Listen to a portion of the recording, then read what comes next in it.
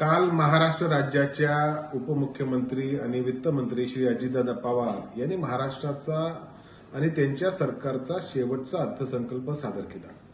ह्या अर्थसंकल्पातनं 2-3 धक्कादायक गोष्टी समोर आल्या. पहिली गोष्ट म्हणजे आपलं दरडोई उत्पन्न मागच्या वर्षी जे देशाच्या 5व्या स्थानी होतं ते आता 6व्या स्थानी झालेलं आहे. म्हणजे गुजरातपेक्षाही आपण मागे गेलेलो आहोत. ही धक्कादायक बाब समोर आली. दुसरी गोष्ट म्हणजे 7,82,000 कोटीचं कर्ज हे महाराष्ट्राच्या माथ्यावर आहे आणि अर्थसंकल्पाच्या पत्रातनं हे कर्ज कसं कमी होणार त्याच्यावर कुठलंच स्पष्टीकरण सन्माननीय वित्तमंत्र्यांनी दिलेलं नाही. तिसरी गोष्ट त्यांनी घोषणा केली की $1 ट्रिलियन इकॉनॉमी महाराष्ट्राला बनवण्याचं स्वप्न आहे पुढच्या 5 वर्षामध्ये. आनंदाची गोष्ट आहे, महाराष्ट्राचं $1 ट्रिलियन इकॉनॉमी झालीच पाहिजे, आम्ही सहकार्य करू. परंतु नेमकं कशी करणार? आज महाराष्ट्राचा जीडीपीचा जो दर आहे त्या दराच्या अनुषंगाने $1 ट्रिलियन इकॉनॉमी होऊ शकत नाही पुढच्या 5 वर्षामध्ये.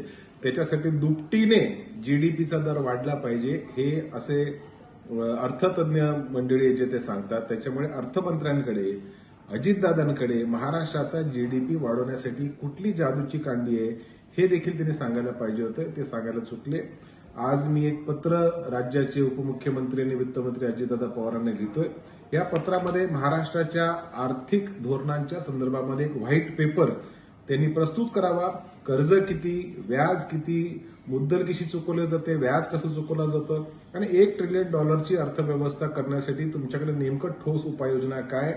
हे कर्ज कमी होत असताना महाराष्ट्राचं दरडोई उत्पन्न वाढलं पाहिजे.